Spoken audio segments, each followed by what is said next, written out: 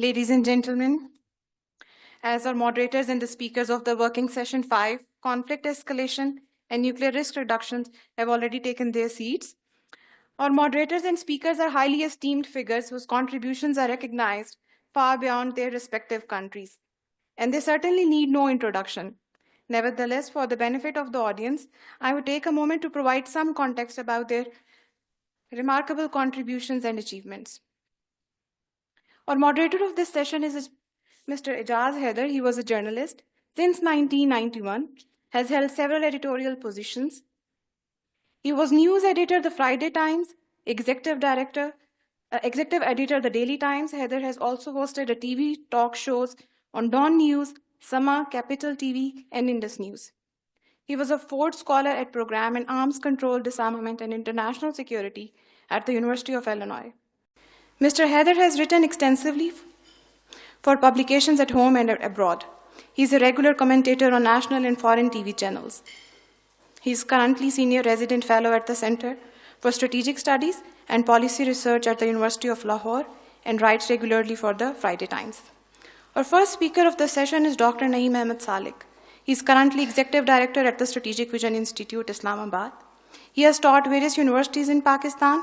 He has been a visiting scholar at the School of Advanced International Studies at Johns Hopkins and a guest scholar at the Brookings. Besides being a visiting fellow at the Stanford University and Stimson Center, he has previously served as a Director for Arms Control and Disarmament Affairs at the Strategic Plans Division. His areas of expertise include South Asian security with special reference to Indian and Pakistani policies on nuclear strategy, confidence-building measures, nuclear safety and security, and export controls. He has published 4 books, including 2 edited volumes, several monographs, and contributed 7 book chapters. His published work also includes over 40 research articles. Our second speaker of the session is Dr. Christopher Clary. He is an Associate Professor of Political Science at the University of Albany, State University of New York, and a non-resident fellow with the Stimson Center South Asia Program. Previously, he has held fellowships at the Watson Institute of International and Public Affairs at the Brown University from 2015 to 2016, the Belfer Center for Science and International Affairs at the Harvard University from 2014 to 15, the RAND Corporation from 2013 to 14, and the Council on Foreign Relations in 2009. Clary has also served as a Country Director for South Asian Affairs in the Office of Secretary of Defense in 2006 to 2009. He was a research associate at the U.S. Naval Postgraduate School from 2003 to 2005 and a research assistant at the Stimson Center. Our third speaker for the session is Mr. Anton Klopkov. He is also a director and co-chair of the Moscow Non-Proliferation Conference and the chair of the advisory board of the Master's Program on Strategic and Arms Control Studies at the St. Petersburg University. He is a member of the advisory board under Security Council of the Russian Federation and a member of the UN Secretary General Advisory Board on Disarmament Matters. Mr. Klopkov is the editor-in-chief and co-author of the Nuclear Non-Proliferation Encyclopedia and studied DPRK strategic capabilities and security on the Korean Peninsula. He is also the co-author of the monograph Arms Control and Missile Proliferation in the Middle East. Our fourth speaker for the session is Dr. Zafar Khan. Dr. Zafar Khan is currently an executive director of the Balochistan Think Tank Network and professor of the BUTIMS. His areas of expertise are emerging technologies, arms control, non-proliferation, disarmament, and nuclear deterrence. He has authored a number of books, and his papers have appeared in various international and national journals. With that, now I hand over the session to our esteemed moderator. So I say over to you. Thank you. Good afternoon, ladies and gentlemen. The panel has an additional responsibility of keeping you awake post-lunch. I hope that they can perform that responsibility sterlingly. And thank you also to SVI for this conference and also for inviting me to moderate this session.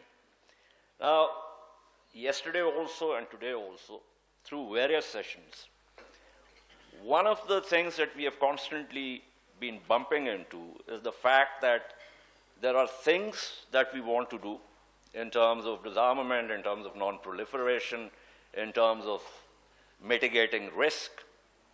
And then there is the reality, a fast-changing reality of the global security architecture where multilateral treaties are unraveling, at a pace which is clearly disconcerting.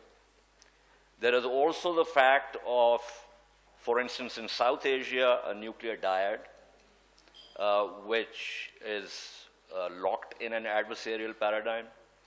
And then if you look at another dyad, which is India and China, the situation is not particularly promising there either. So this desire of mitigating risk is colliding with the reality on the ground. Now, there was a Spanish diplomat and writer who was also once the chairman of the League of Nations Disarmament Committee. His name was Salvador de Madariaga. He got the direction of causality perfectly right. And he said, states do not distrust each other because they are armed because they distrust each other.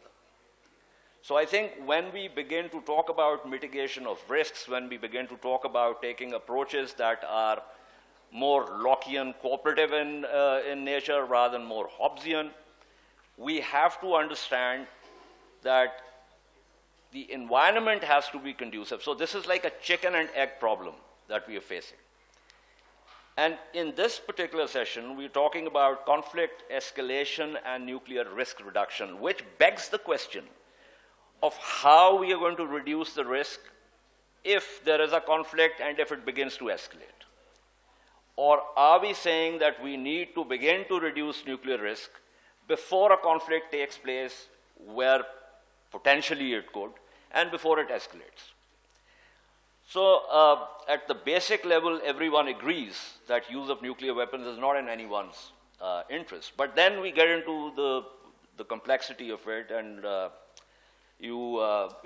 one state thinks that operational readiness is something that is desirable because of the state's interests. Another state could possibly say that, we want to have launch on warning postures. Someone else would say that that's perhaps not desirable. It will all depend on the context. And I have an eminent panel, and I'm absolutely positive that they will actually try and place all of this in a context. And on that note, let me invite Dr. Salik to make his presentation.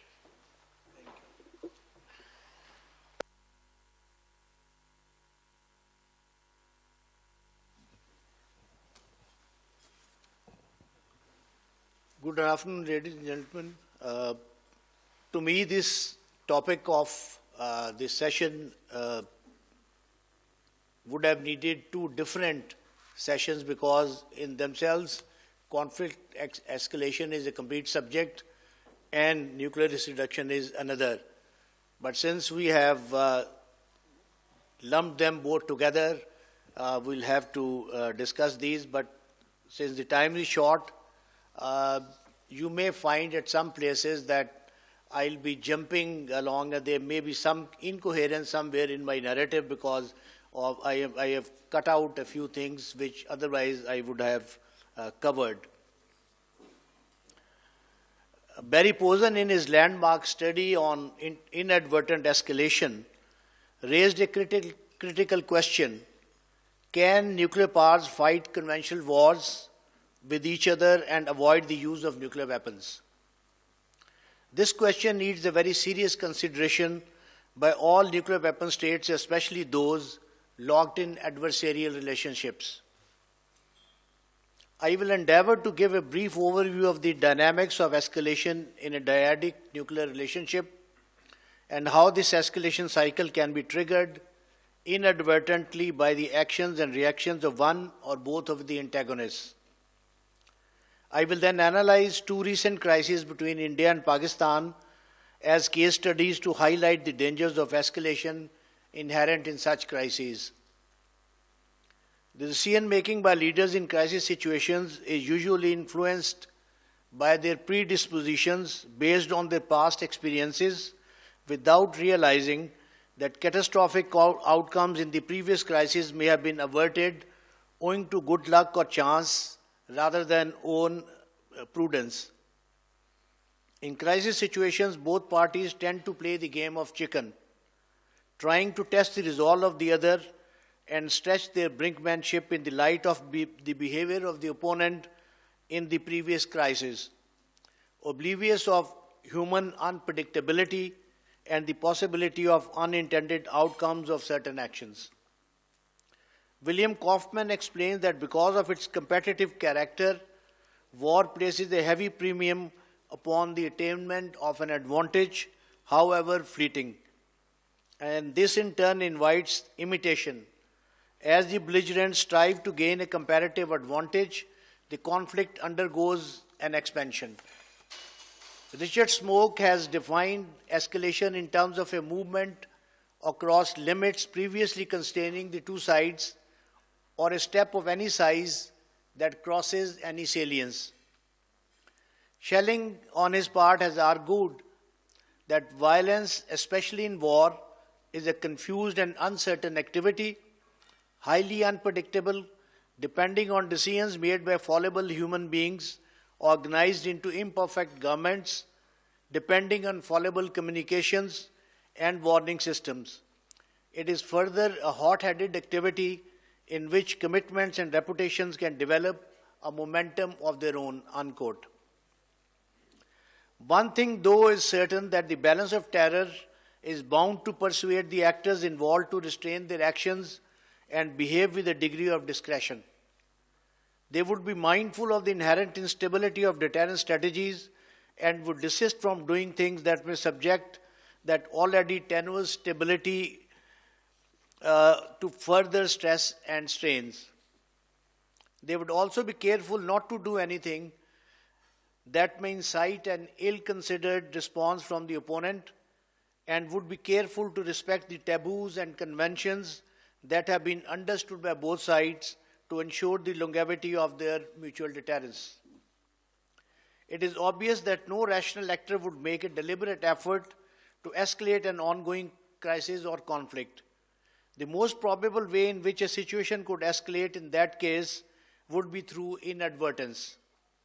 That is to say, because of unintended consequences or some imprudent actions on part of one or the other, or at times both parties involved. Inadvertent escalation, as is obvious from the term itself, results from unintended consequences of certain military actions, misunderstandings, misperceptions, or misreading of the opponent's resolve, and not through premeditated, pre-planned, or well-considered operations. For instance, large-scale conventional attacks, especially those involving offensive air operations, would always have the likelihood of accidentally causing damage to a part of enemy strategic delivery systems, weapon storage sites, or facilities which are part of its nuclear command and control system or its early warning assets. In the fog of war, with emotions running high, it would be impossible to determine whether it was a premeditated operation or otherwise, and would result in unintended or inadvertent escalation.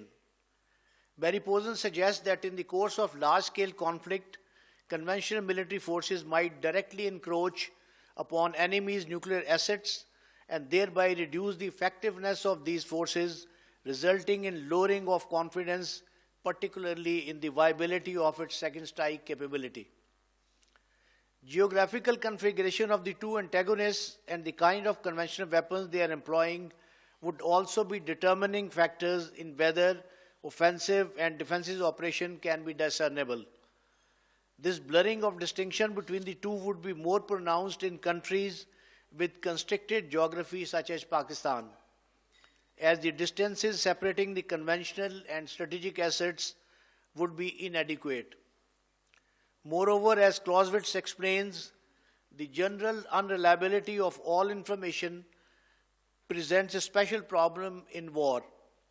All action takes place, so to speak, in a kind of twilight, which, like fog or moonlight, often tends to make things seem grotesque and larger than they really are. This uncertain nature of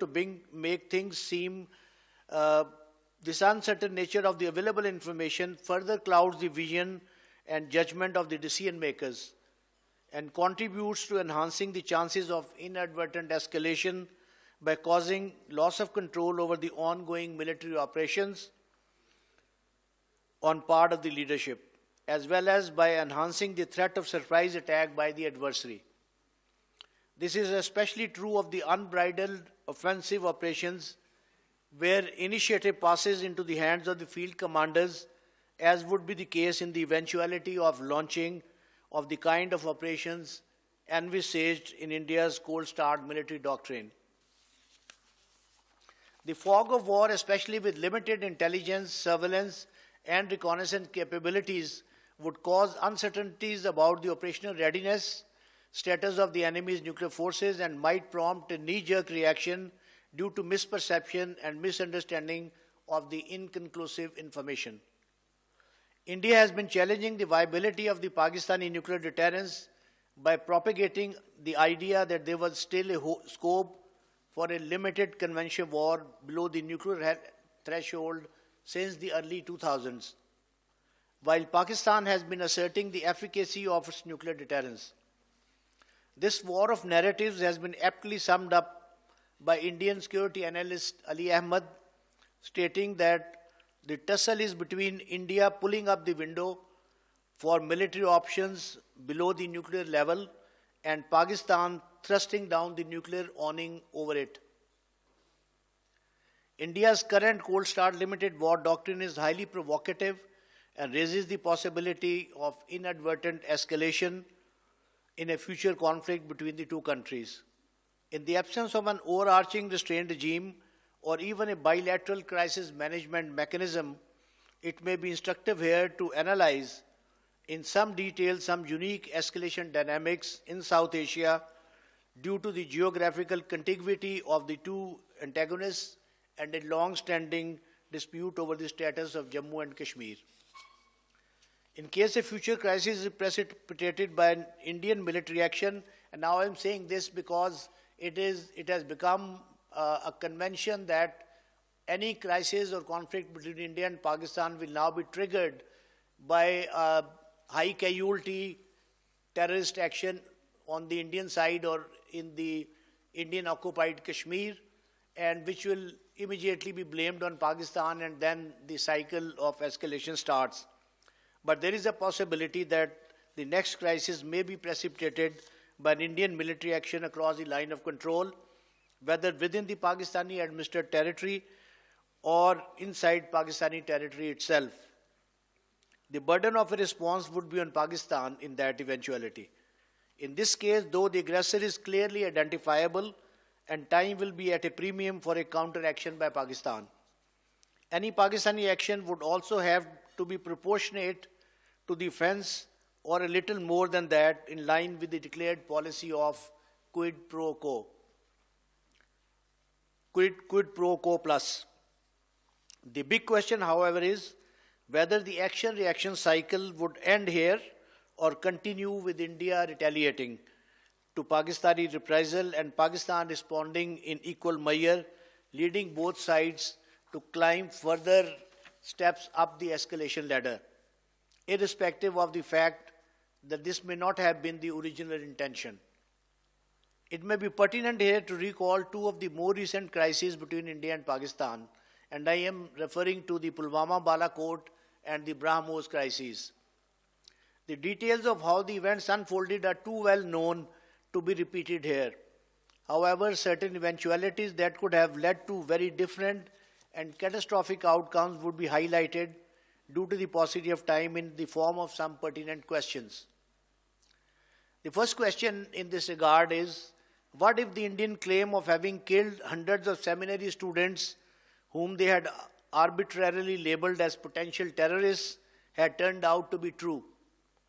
It would have resulted in large number of body bags going to Pakistani villages and towns under the media glare in an era where every individual carrying a smartphone is a virtual live reporter. There would have been a tremendous public outrage in Pakistan, putting pressure on the government to take revenge. In that eventuality, Pakistani airstrikes would not have been calibrated to avoid casualties, but instead would have been aimed at causing large number of casualties on the Indian side to settle the scores. What if the Indian pilot had died while bailing out or been killed by local civilians after he parachuted into Pakistani territory? Any of those outcomes would have resulted in raising temperatures, inflaming the emotions, and would have resulted in further escalation. It would also have taken away the chance for a goodwill gesture on part of Pakistan that became a catalyst for the de-escalation of the crisis. What if Indian stand of weapons accidentally hit a sensitive target on Pakistani side? In such an eventuality, it would have been difficult for Pakistan to determine whether this was an unintended or deliberate act. And given the sensitivity of the target, Pakistan would have acted accordingly by hitting a target with similar value on the Indian side, and thus an irreversible cycle of escalation would have ensued. What if India had neither lost an aircraft nor a pilot to Pakistani captivity? Would it have emboldened India to greater vertical or horizontal escalation? What if Pakistani's swift retort had not achieved the desired results? Would it have been possible for Pakistan to de-escalate without any results to show that a befitting answer has been given to the Indian provocation? What if Pakistan Navy had sunk the intruding Indian submarine rather than warning it and letting it go? What if India was not bluffing but made good on its threatened missile strikes against Pakistani cities or other critical targets, and Pakistan lived up to its resolve to retaliate 3 times over? This was the surest recipe for disaster and would have jumped many rungs of the escalation ladder in one go, and would have made any de-escalation highly unlikely. What if either side had mistaken a conventional armed missile strike as a nuclear strike and accordingly reacted in launch on warning or launch under attack mode? Now coming to the BrahMos incident. A curious and unprecedented incident happened in the evening of 9th of March 2022 when an apparently out of control Indian BrahMos cruise missile entered Pakistani airspace and after flying over 100 kilometers inside Pakistan, landed near the town of Mia Channu in southern Punjab. The incident typifies the scenarios that can cause inadvertent escalation between the two nuclear-armed nations with catastrophic consequences. A combination of good luck and cool-headed Pakistani response and a relatively calm environment prevailing between the two sides at the time prevented an Armageddon, but it could have ended up very differently. Just consider the following possible eventualities. What if the missile had landed in a thickly populated area or hit a sensitive target? What if it had hit a passenger airliner and caused large-scale civilian casualties? Remember that this missile was flying at 40,000 feet and at the usual height at which the airliners fly. And at that time, in that airspace, there were 11 flights, domestic as well as international, who were passing through that area in the line of fire of that missile. Depending on whether it was an international flight operated by some foreign country or a domestic flight, and whether it involved a small airliner or a large aircraft with large number of passengers on board, the severity of the incident would have varied. But in all eventualities, the connotations would have been very severe and long-lasting. What if Pakistan had immediately responded in kind? If Pakistan had acted on the basis of worst-case scenario, suspecting the missile to be carrying a lethal payload, and in accordance with its declared policy of quid pro quo plus, India would have found itself in a bind, and this would have paved the way for rapid escalation. What if the missile was armed with a conventional, worse still, a nuclear warhead? Had the incoming Indian missile been armed with a conventional warhead, it would have caused much greater damage on ground compared with what it actually did. And if it was armed with a nuclear warhead, it would have undoubtedly caused a nuclear war between the two armed states. So I think I would like to conclude now because of the sensitivity of time and a very tough moderator we have. So to conclude, I would say that the two case studies clearly highlight the need for in-depth, serious studies of the two incidents to recognize the inherent potential for inadvertently causing Armageddon.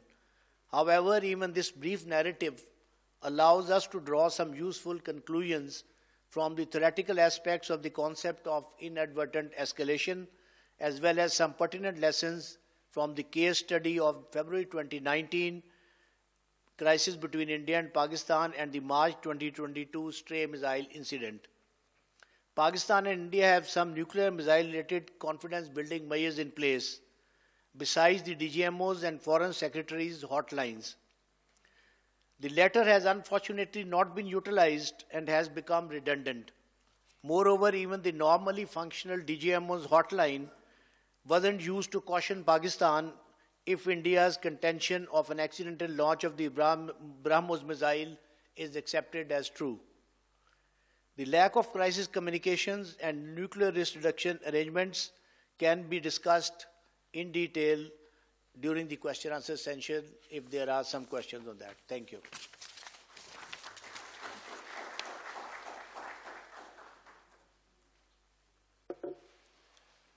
Thank you, Dr. Salek. Excellent points. Inadvertent escalation, lack of information. Information is never perfect. Another very important point with reference to predisposition in terms of how you evaluate the adversary on the basis of what happened previously.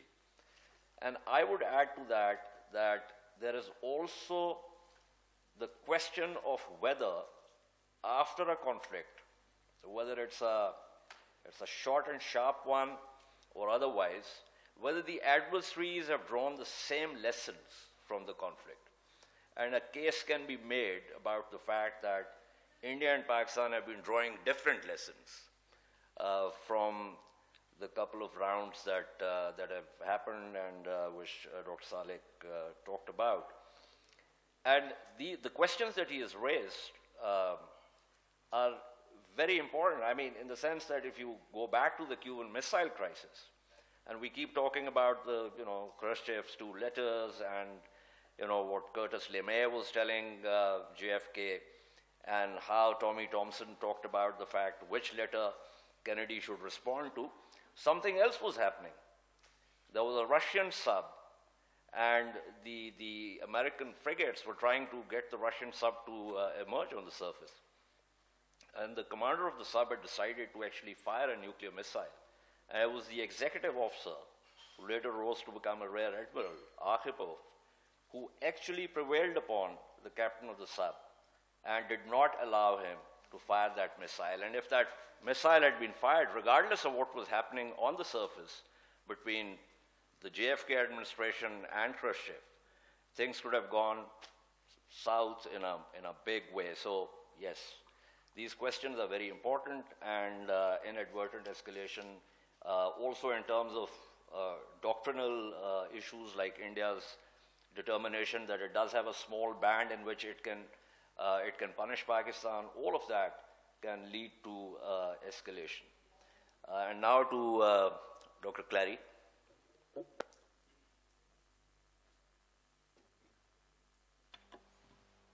I find myself between microphones and uncertain which is best to use.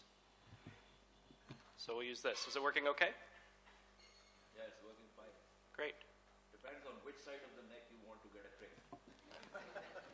I was in this very room for my wedding walima. So I find myself up again on this stage, looking out awkwardly on the crowd, having some deja vu. That turned out okay. I'm hopeful this turns out okay as well. So, Dr. Salek, who I thank for inviting me here, and SVI for hosting, also I think because he saved me some time, because I want to associate quite a bit with his remarks about 2019, which I really do think we were lucky. When I go around Islamabad, I hear, and I think understandably, that one lesson of the crisis is that it was humiliating or embarrassing to India. And that may be true. The Indians obviously have another narrative they're putting out.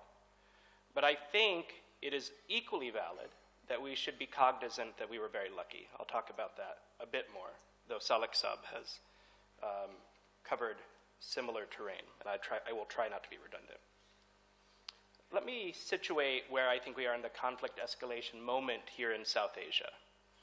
As I think General Kidwai well laid out, we have reached what I sometimes refer to as Sundarji's dead end. Sundarji, the most important general in the Indian Army in the 80s, did two big things. He thought and advanced military thinking on nuclear weapons in India, and he developed and pushed for strike corps that were entirely incompatible with the nuclearization he was pushing.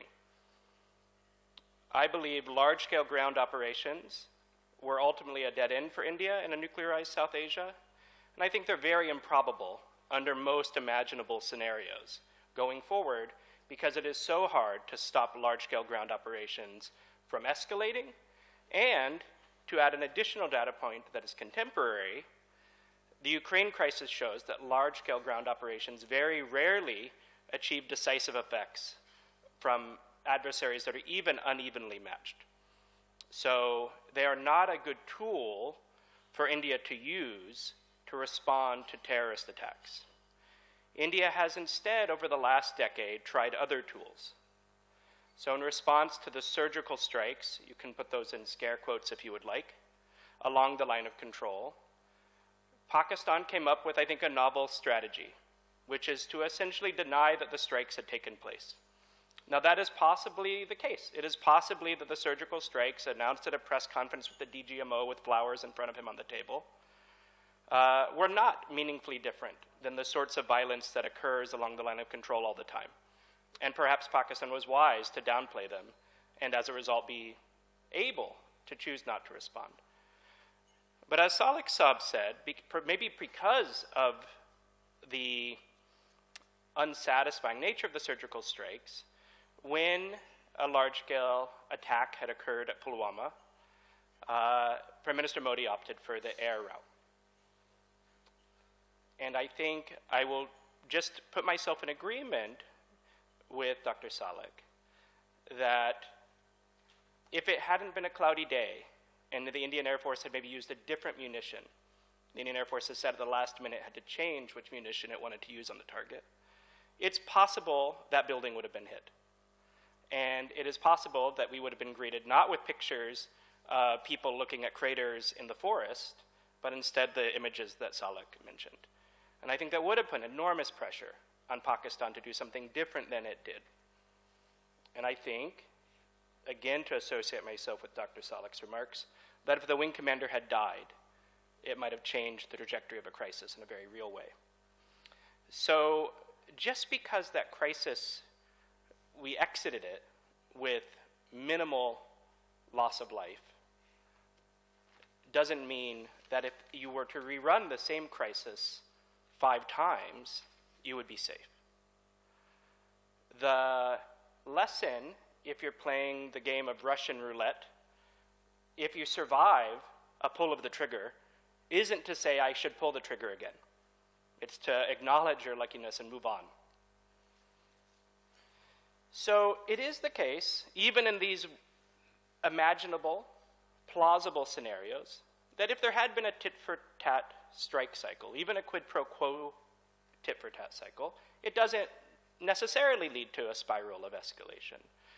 We have, again, some contemporary evidence that the Iran-Israel exchange of April managed to be contained. But we are still living through the case study of the Iran-Israel exchange today. Now, for my part, I'm flying over Iran tonight. I would prefer that the case study take a pause for a bit longer. But we will see how easy it is to halt tit-for-tat dynamics. And I think the danger with air power is it does encourage these tit-for-tat dynamics where sometimes it's difficulty to find an off-ramp. So that's how I see the conflict escalation moment. I'm happy to talk about specific capabilities or scenarios in the Q&A. Let me try to offer, I think, some modest palliative measures that might reduce the risk in the event of a future crisis. First, I wanted just to lament that which was lost as we think about this present era of arms racing, and I think we are in an era of arms racing. We had a time in the 90s and early 2000s to get our house in order. The Prevention of Arms Race in Outer Space, General Kidwai mentioned. The Fissile Material Cutoff Treaty, General Kidwai mentioned. The CTBT that the US Senate torpedoed. All of those palliative measures, and largely the US, I should say, said, no, we don't think we need that sort of treatment now. And so we don't have certain avenues of proliferation walled off. We don't even have speed bumps on them, really. And I think that will make this current arms race cycle more difficult and costly and maybe dangerous than it needed to be. So let me just lament that past moment, and I hope when future moments greet us, we show a little bit more foresight. I started my career, as the introductory remark said, at the Stimson Center. The Stimson Center's business, in a way, was to hand out confidence-building measures and nuclear risk reduction, like Matai when we're celebrating, so here's a CBM for you, here's an NRM for you. As I've aged, I think I've become a little bit more circumspect about how these types of measures, what they can do. One of the things I handed out a lot in my youth was hotlines. Have a hotline about this. But in my age, I see now, I understand better, that sometimes societies that are fighting, leaderships that are fighting, they don't want to talk to each other. Maybe they don't want to talk because they're still deliberating. Maybe they don't want to talk because they don't want to reassure the other side. They want the other side to sweat. Now, this is a natural thing. It seems to be quite common. And one problem with hotlines is when you pick them up, somebody doesn't always answer. Or if they answer, they can be quite perfunctory. So we should have limits on what we think these hotlines can do. We can't compel people to talk. I do think there are still some steps that we can take and stay in the habit of being able to negotiate confidence-building measures and nuclear risk reduction measures. It's a muscle. You can't go run a marathon without doing some training. So I don't think we're in a moment for a real arms control right now, but that moment will appear again. And I think it's important for Pakistan, for India, for the US, to keep negotiating things that are achievable so that the muscles have some ability when they're called upon. I do think we should think about hotlines that are resistant to attack. The governments with technological experts should try to make sure a call can go through, even if Army GHQ has been bombed, even if the Foreign Secretary is out of the capital. Right? So we have a variety of communication modes. We've switched to fiber optic, which is good. That was the last round of hotline modernization that occurred 20 years ago.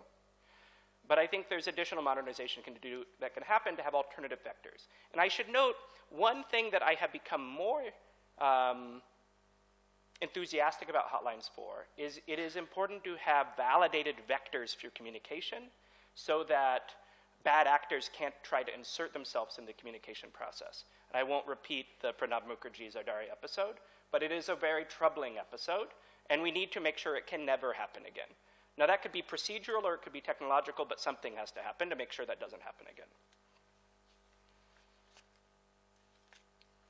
Just a few other quick things, and then I'll wrap up so that no one goes to sleep from having too much chapli kebab earlier. We're in an odd time for Pakistan with regard to one of the legs of its triad, where authoritative Pakistani speakers hint, but do not say all the way, that Pakistan has nuclear weapons at sea. What does it mean to have a triad if the sea leg is not operational? Some US scholars actually tell us, I know, have said that Pakistan does have nuclear-armed cruise missiles that can go on board submarines today. In fact, several years it's had this capability, Telus argues. Is he right? I don't know. But if Pakistan does have the ability to put nuclear-armed missiles at sea, and is doing so either on a regular basis for peacetime deterrent patrols, or plans on doing so in crisis and war, I think it would be better just to say it, just to be transparent, so that the sort of scenarios that Mr. Haider spoke about don't occur when anti-submarine warfare. It's better for the Indians to know for sure that there's a danger, a nuclear element. Also, by saying it out loud in public, it permits talks to occur about what happens with naval nuclear accidents at sea. Now, that phrase, naval nuclear accidents, has two meanings, one with reactors, which doesn't apply to Pakistan, but one with weapons that might. And that's something that all of us can talk about. We can all do better. There are reports this month that China may have suffered an accident with an under construction naval nuclear reactor. We don't know. But I think that's an area to explore.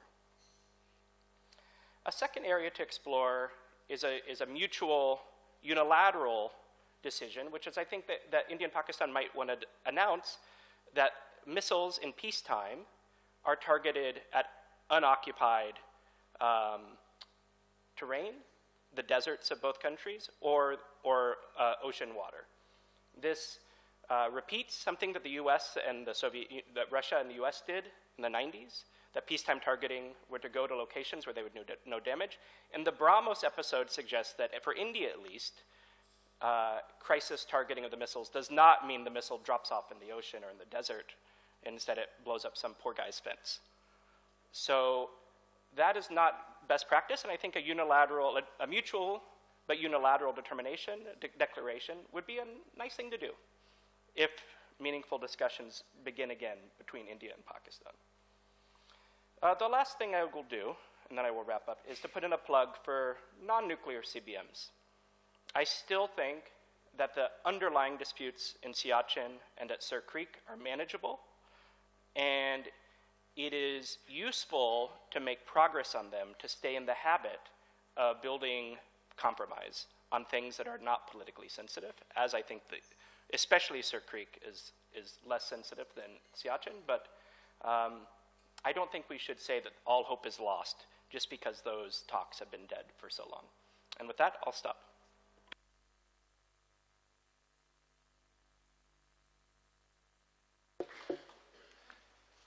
Thank you, Dr. Clary. I hope SBI has brought a post-wedding gift for Dr. Clary.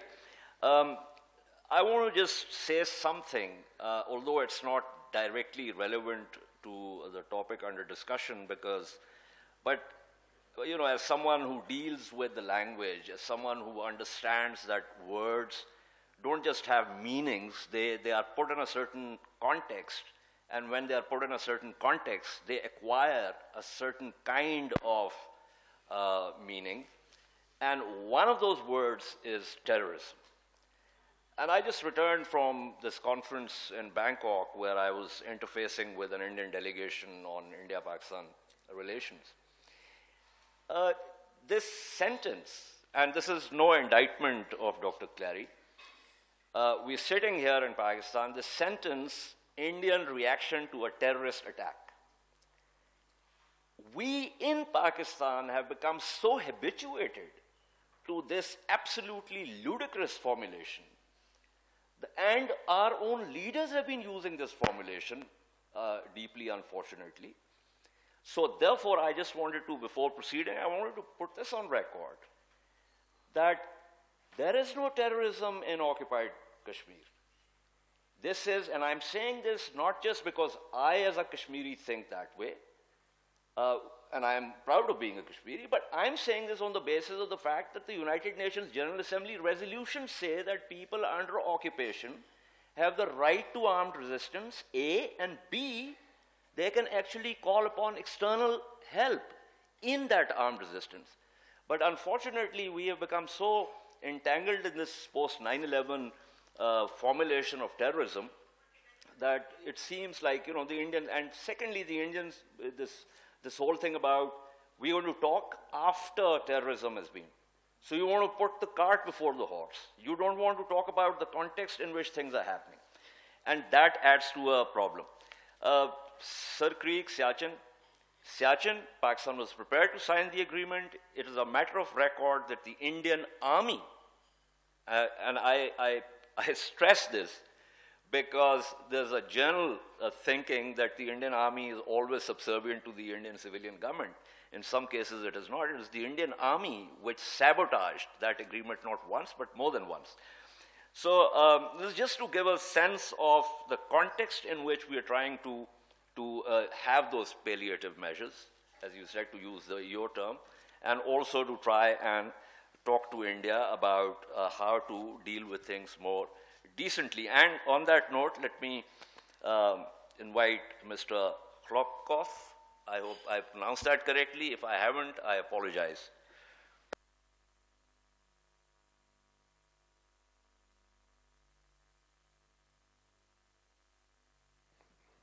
Would prefer to speak from the stage, especially after a very nice lunch.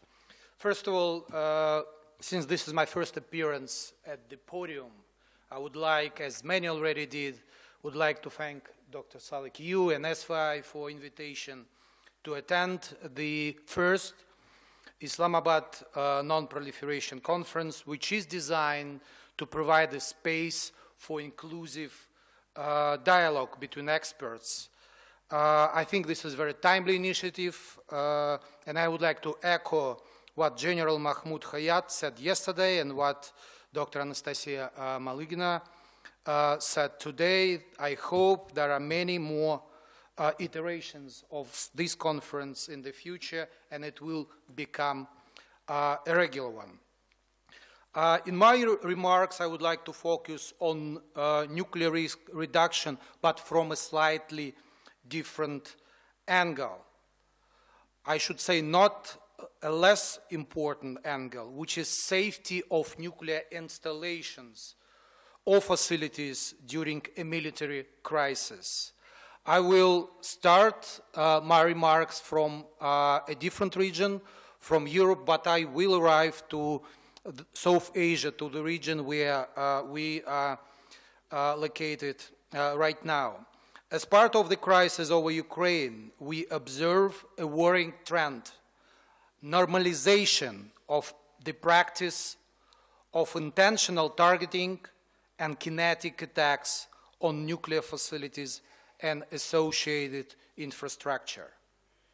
And I should say this normalization is very dangerous, and it was not the case during the recent years when nuclear facilities were attacked on almost a daily basis.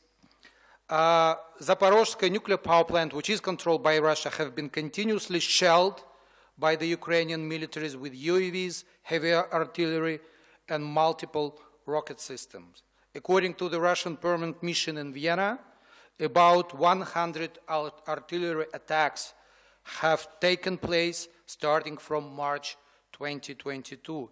And only during the last 4 months, more than 2,000 drones have been detected in the area of the Zaporozhye nuclear power plant, sometimes more than 60 per day.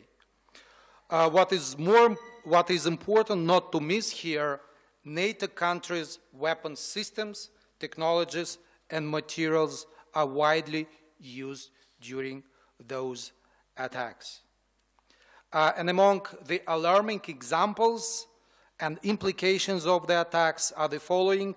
Missiles hit the reactor cooling pool, missiles hit dry cask storage, drone exploded a few meters from the Zaporozhye nuclear power plant fuel storage, dome of the nuclear reactor have been attacked, or cooling tower has been attacked. And the most recent examples are related to another nuclear power plant in Russia, Kursk nuclear power plant, which have been targeted by Ukraine since August 2022 with using UAVs, and different missile systems were also used in the close proximity.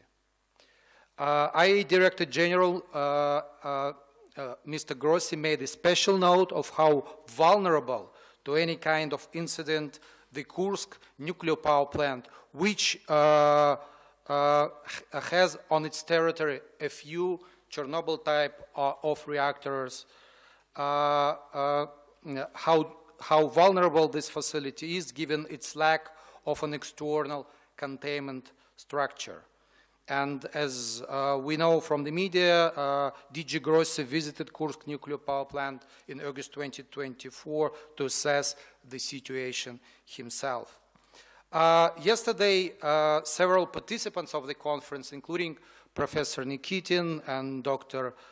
Pavlov, was speaking about dismantlement of the arms control agreements or arms control architecture as an alarming trend of the recent decades and years. And I should add here that another dangerous trend is disrespect or ignorance of existing international norms in the nuclear area, and a norm to refrain from attacking the nuclear installations or nuclear facilities is one of those. The risks associated with safety of nuclear facilities, including nuclear power plants, in the ongoing conflict and in the potential future ones, should be taken seriously.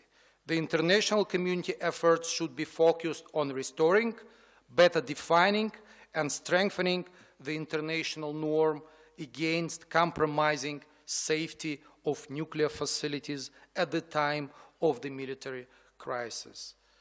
And I would like to be clear that it's not only about the ongoing crisis over Ukraine.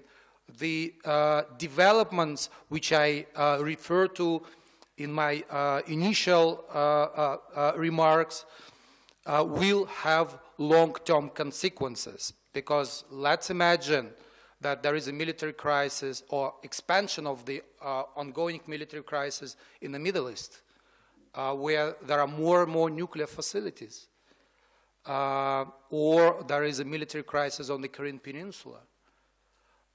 And the same logic is applied. What kind of consequences all of us, we may face.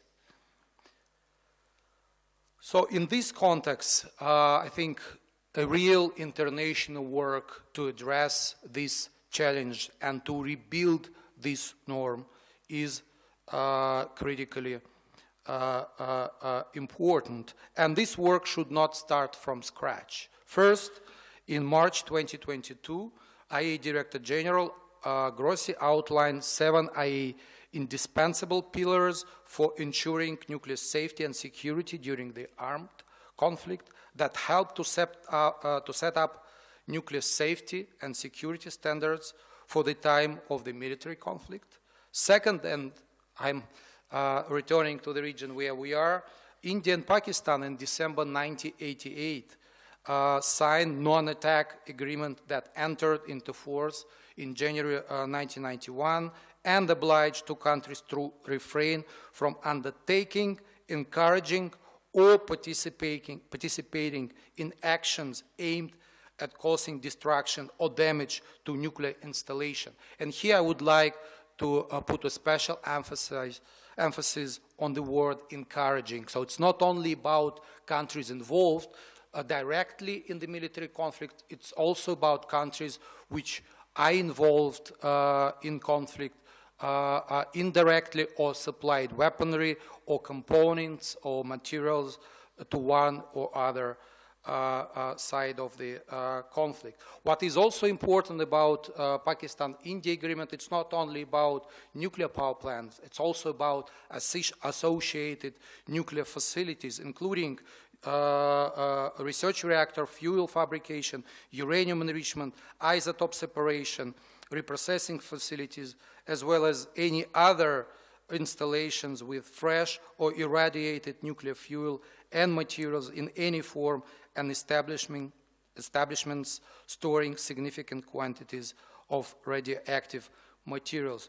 End of quote. And I think this experience, which is a unique experience, should be better promoted, should be more often reminded, including at the appropriate international venues. I personally believe it would be appropriate for think tanks like SVI or for respective governments to have a side event on the margin of IAEA General Conference, for example, because both India and Pakistan members of IAEA, and explain about the origin of this agreement, negotiations process, and also how it is being implemented, because Pakistani experts will correct me in this conference room, but if my recollections are correct, every year two countries exchange with information on the facilities. It means that this is a mechanism which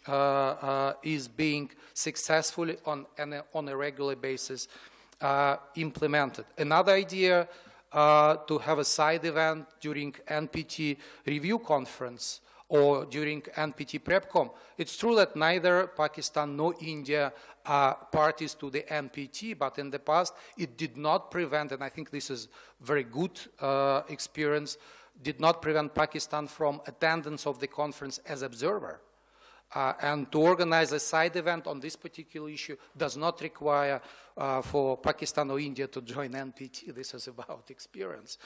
So again, especially at the time when there is a lack of attention to the risk associated with the safety of nuclear facilities which are in the zone of military conflict, to share this experience, to remind about that experience, I think would be very, very important. And third, when we think about the basis for possible future norm or set of norms in this field, of course I have to remind about the protocols 1 and 2 of 1949 Geneva Conventions, which contain specific provisions that prohibit kinetic attacks on nuclear power plants. But again, as I mentioned, the principle which were issued by DG Grossi and the Pakistan-India agreement from 1988 provide more broad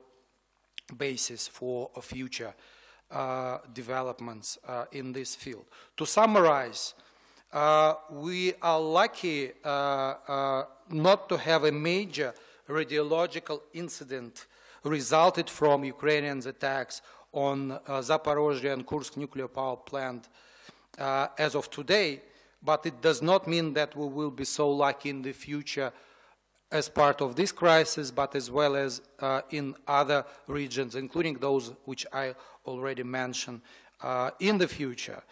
The crisis over Ukraine demonstrated that the norm of non-attacking of nuclear and associated facilities should be strengthened, and this work should start immediately, as potential consequences could be unthinkable if there is a major radiological incident resulted from attacks on nuclear facilities. What is key, this norm or set of norms should be universal. It should be universal for all countries. There is a basis for this work, and I already referred to that.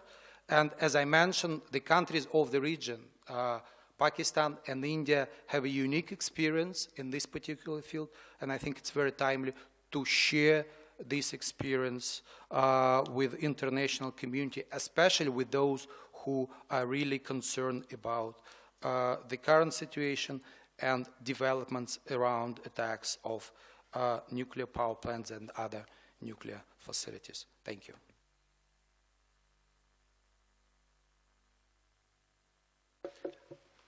Thank you, Mr. Kropkov.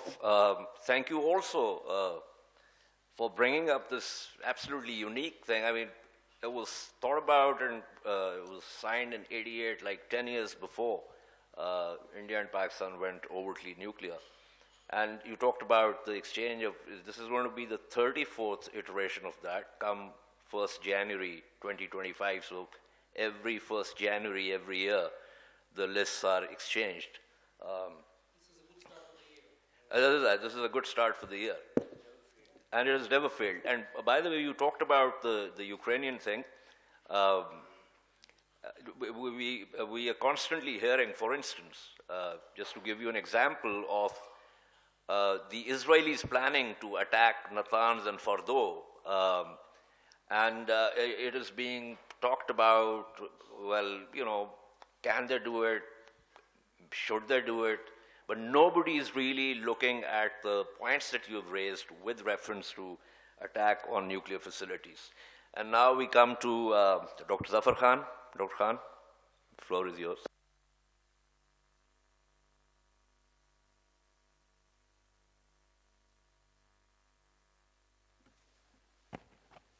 Thank you, Chair.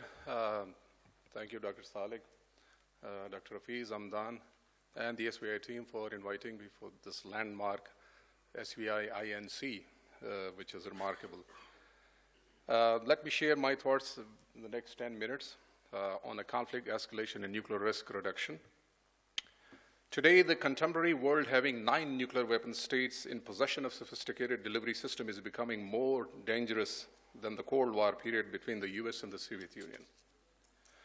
There is a consistent drive for both conventional and nuclear force modernization, including the acquisition of emerging technologies such as speed, remote sensing, quantum computing, precision-guided ammunition, lethal autonomous weapons, and many more by the leading powers.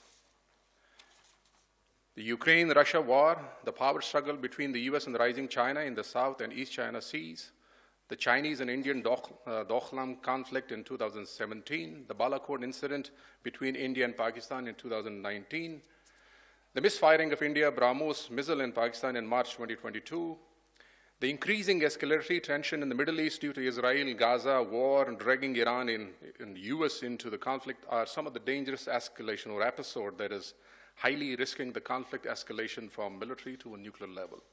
The world continues to be in flux. Many without nuclear weapons are getting worried about their security and ultimate survival. Some of them are even worried about the US security guarantee, both in Europe and the East Asian region. If they are given a chance to acquire nuclear weapons for security purposes, they will develop them. The question is, will any state sacrifice its capital, guaranteeing the security of others? Just as the US and the Soviet Union came very close to use nuclear weapons against each other during the Cuban or classic Cuban Missile Crisis in 1962, the risk of conflict escalation both during the peace and crisis time is potentially increasing by miscalculation, what was said by Salek and Chris, temptation for preemptive strike, power struggle, and escalation dominance between the rivals. Therefore, the strategic environment of the contemporary world is becoming more complex, nasty, and brutish. From Bernard Brundy, Herman Kahn, Thomas Schelling, Robert Jervis, to the more contemporary scholarship from other parts of the world, all agree with the central argument on conflict escalation that any serious conflict between the potential rivals can escalate from the lower to the higher rung of the ladder. To put it more seriously, the Herman Kahn 44 rungs of the ladder can even quickly be bypassed into just a few rungs before the miscalculation for nuclear use occurs between the rivals. Although there are lots of incidents that occurred between the nuclear rivals during the peacetime, it is important to mention a few of these incidents that could create potential risk of escalation from military to the nuclear level. Number one, the Goldsboro incident, North Carolina of 1961, when the US bomber B-52 crashed while carrying 2 hydrogen bombs. The NORAD incident of 1979, creating a technical glitch in one of the computers sending a false alarm to the US Strategic Command as if Soviet Union had launched the submarine-launched ballistic missile nuclear strike against the US. And 3, the North Dakota incident in 2007, where the US incidentally mounted 6 nuclear weapons on the strategic bomber that flew for 36 hours in the air. An American professor on the nuclear studies, Scott D. Sagan, argues that no system to prevent accident is perfect. Incidents of some sort are bound to happen. Conflict escalation to a dangerous level may occur when there is a little strategic communication. Rivals do not talk to each other. They tend to increase and modernize their deterrent forces. They get involved in proxies to contain each other. They often come up with a nuclear saber rattling. Hotlines are disregarded. Leaders of a rival state do not often interact with each other despite the call for negotiations.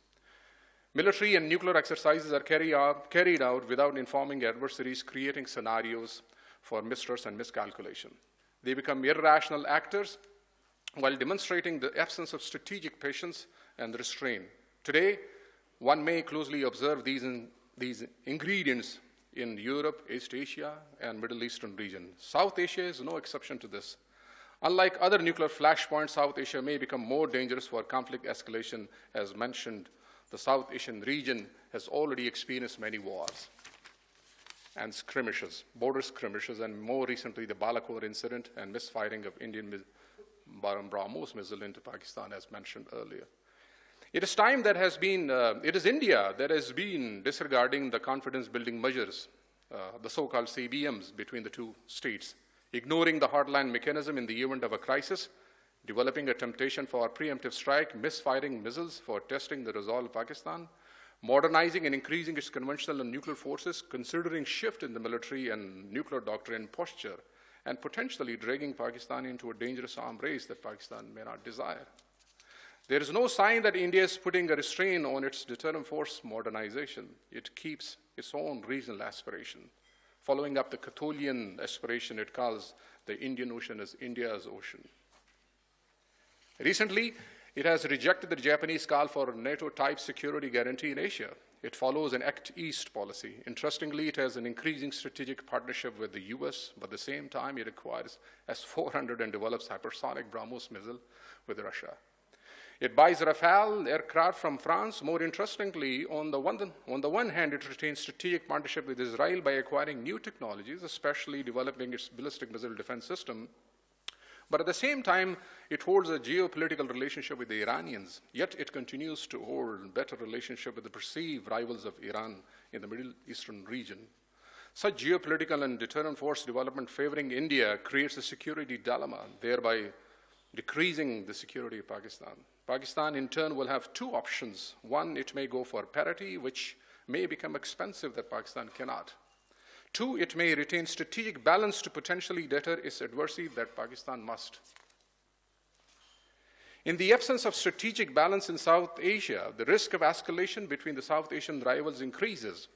That being noted, strategic balance contributes to the broader strategic stability in South Asia, which in turn reduces the risk of escalation.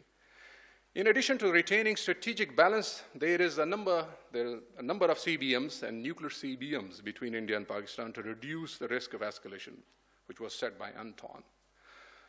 The good news is that better deterrence or nuclear deterrence is in place in South Asia, despite the dangers of escalation. Both sides have not fought direct war since the arrival of nuclear weapons in South Asia.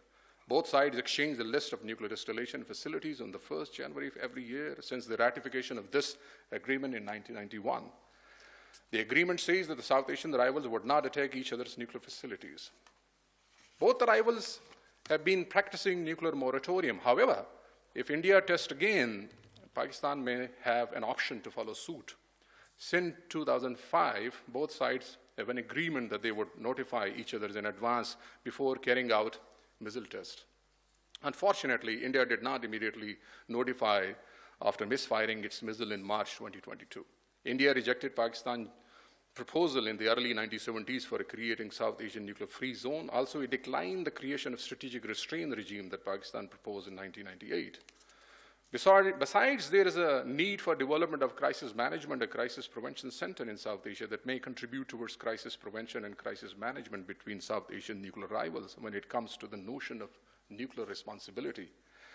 Such imperative may include several measures to prevent developing war-fighting strategies, reducing reliance on nuclear weapons, practicing a nuclear moratorium, a mechanism for preventing accidental nuclear war, restricting to the essentials of credible minimum deterrence, and improved means of communication for risk reduction. It was reported yesterday that both the US and Russia promised to retain emergency hotline in the event of a severe crisis as part of a nuclear risk reduction imperative. The South Asian rivals should continue to have hotlines. Such hotlines may be extended to other layers of leadership as well, ensuring the practice of nuclear CBMs, effective utilization of third-party role between the acute nuclear rivals, and measures for retaining nuclear balance rather than nuclear parity. Of course, the proposed institution may also include the discussion of creating strategic restraint regime, efforts for peaceful uses of nuclear technology, participation in the international discussion of the non-proliferation, dematting nuclear warheads from delivery system, and undertaking stringent safety and security mechanism. If not all, These measures can be applicable between, some of them may be applicable between the South Asian nuclear rival. I stop here. Thank you.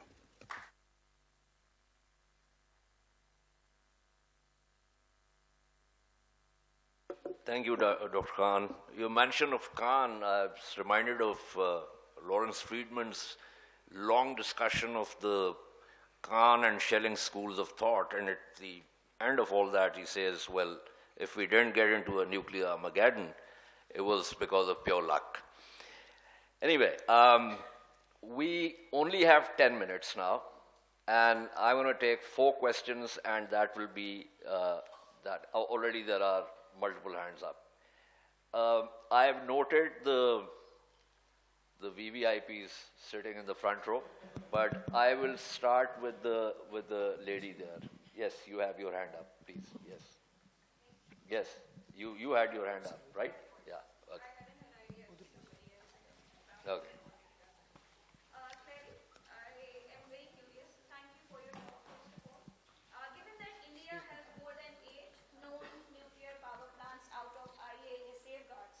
Multiple instances of nuclear theft and a history of reckless behavior which leads to inadvertent escalations and so much more as mentioned by esteemed speakers. I am curious at how have you as a scholar specifically counseled India to enhance transparency, safety and security measures rather than directing these suggestions towards Pakistan? Thank you. Thank you. Any other question without adjectives? Yes.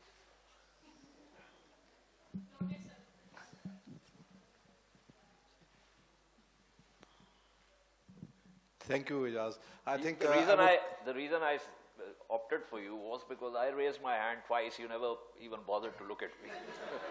since I'm the, I want to just recognize your understanding and the way you highlighted the normalization of a discourse which says that in response to a terrorist attack. I just want to juxtapose this situation.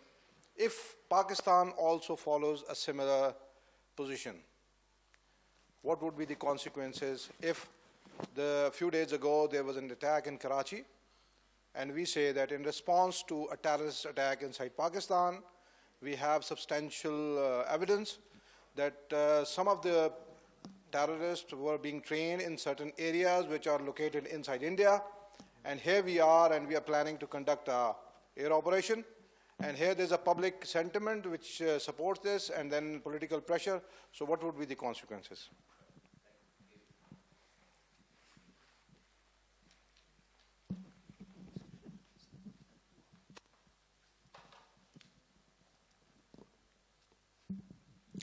Thank you. My name is Khalid Banuri. I'm a former Director General of Arms Control to Islamic Affairs. And these days I teach a course on international law and use of force. So in that context, I'm also recalling what Antoine referred to, the 1977 Protocol 1 of the Geneva Conventions. The issue of alien occupation is clearly relevant to that. Also, a quick observation on the use of the word terrorism. Legally, militancy, which means picking up arms, is legally competent as a terminology. Although the Protocol 1 does allow that for people to pick up arms against alien occupation, which is the case of Palestine or Kashmir. Very straightforward question to the whole panel. What is the role of the third party? What is the relevance? Is there a need? That's my question. Thank you very much. I'm not a VVIP. The seat was vacant, that's why I'm sitting here. Okay. Chris, I share your anxiety. I also got married in the same hall 28 years back. Just a question about, you refer to two issues, that why Pakistan doesn't provide transparency on its triad, the second strike capability. And number two, the peacetime deployments could be targeted towards oceans or, as far as I know, nobody in Pakistan or India has admitted that we have deployed missiles against each other, one. Second, once advisor to the NCA in the morning address, the afternoon address, he said we have operational triad. What kind of transparency do we expect from Pakistan? I think the problem over here is we try to compare the Cold War model, where nuclear-powered, nuclear-capable submarines, continuous at sea deterrence would be available in South Asia. Only then triad would be considered. I think we need to contextualize the second strike capability in a South Asian construct. India also doesn't have the kind of capability that Soviet Union or United States had. It might take decades for nuclear capable and continuous at sea deterrence patrol. The bottom line is, if you can have that unpredictability through any means, whatever you do, and I believe my advisor to the NCA, that we have that commitment and we have that trust in our second, I think the second triad is complete and second strike capability is there. Thank you.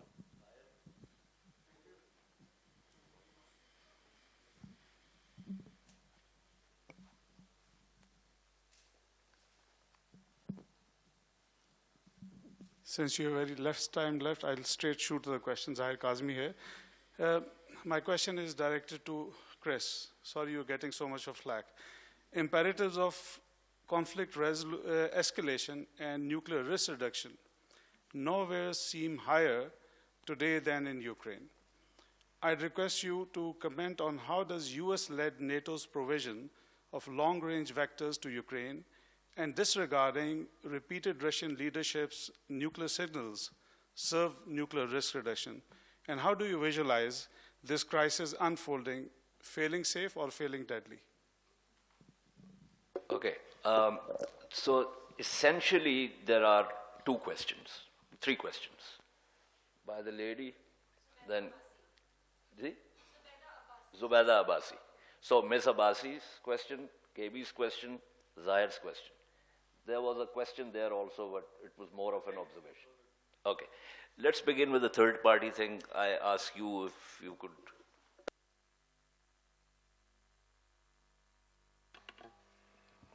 I think there was this misunderstanding in Pakistan for a long time, starting in the early 90s once the Kashmir problem really broke out. And there was this talk of internationalization of Kashmir issue. And the first instance we had was after during the Kargil crisis, where we tried to internationalize it and included an outside intermediary to resolve that issue, and we found out that it went totally against us. So involving a third party is always very dangerous. You cannot be sure as to what the third party is going to do. The question of brokering by third party, in fact, Mueed wrote a book on that also. There's been a tradition of third party, and we knew that it was only the United States which had the clout to mediate and bring to an end a crisis between India and Pakistan. They did it several times.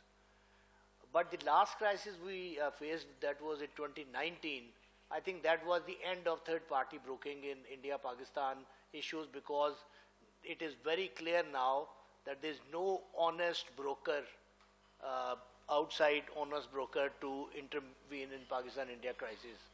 It can only happen if the third party is neutral, it does not have his interest, it is not siding with anybody, it's not very clearly tilting towards one side. And in fact, if you remember in 2019, the messages which were issued by the National Security Advisor of the United States and Mike Pompeo, the Foreign Secretary of State, they were actually patting India on the back and encouraging it to go on with its retaliatory strike. So that is no third-party intervention, no third-party brokering. There are reports which came up later on that some friendly countries from the Middle East, they tried to use their influence, but I don't think so there is any country which has that kind of political and diplomatic influence to bring about an end to an India-Pakistan crisis. Even Russia does not have that kind of an influence. America was one, as I said, but then they have lost their credibility because since their bonhomie with India started, it is very clear that they are standing behind India and they can never be considered as honest brokers by Pakistan.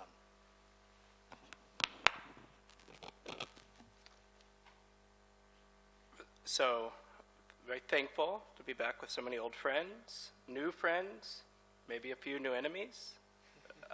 But thank you for the thoughtful interventions. I take them on board. I'll respond to 3 of the comments, and if I didn't respond adequately to you, grab me a nice way offside. What do I tell the Indians? I tell them something very similar to what I tell you. You can see I wrote a piece for the University of Pennsylvania that I also republished in the Hindu Business Line, and I republished, actually translated, the University of Pennsylvania was helpful and helped me translate into Hindi, and I published it in Hindi in India. And I said, you need to be more transparent about what you do for nuclear safety. Pakistan has done a lot of transparency. You need to be more transparent. And I tell them this all the time. So my message, Americans can be quite hypocritical. I may be hypocritical, but not on this thing. On this one, I tell both of my friends in India and in Pakistan a very similar message, I think. Dr. Sultan, I just think I understand your point, but I think India has been much more transparent about what it's done at sea.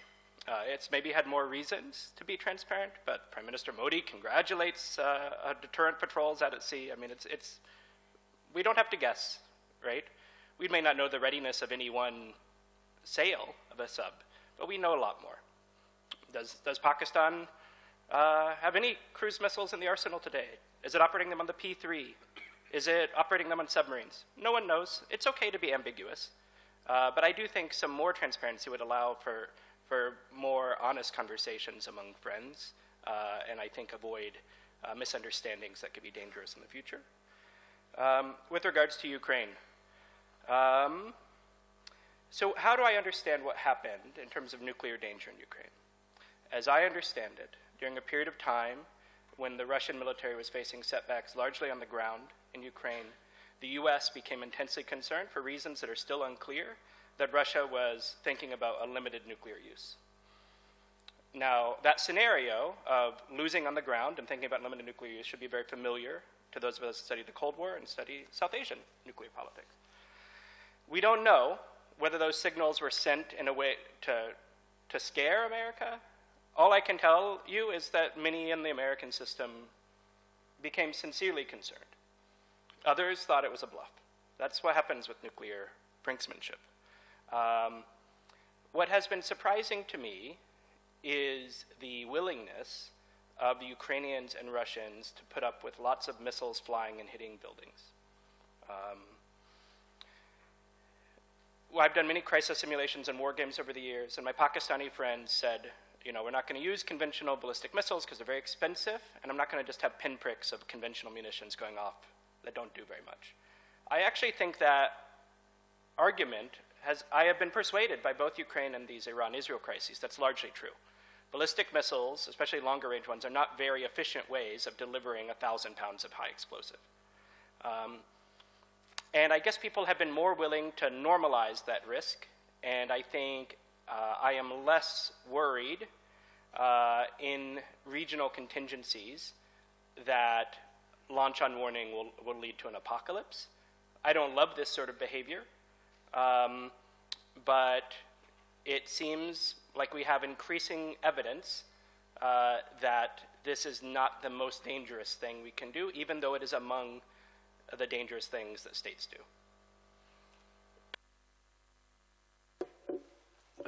Mr. Kropko, do you want to say something about the Ukraine thing? Or? No, there were no any direct questions addressed to me, so I will save time for the next session where I will speak again. Okay, great. So anyway, a big round of applause for the panelists, and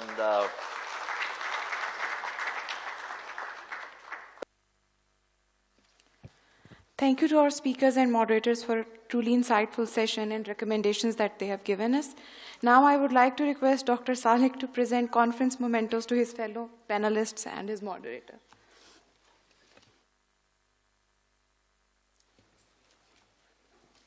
First of all, I would like to request Anton Klopkov to receive his memento.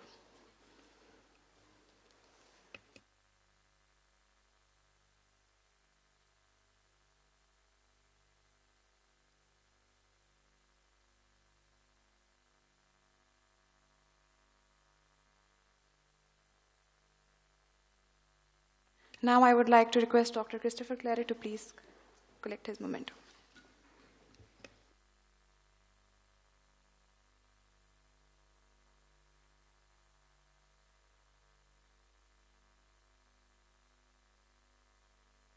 Now I would like to request Dr. Zafar Khan, please.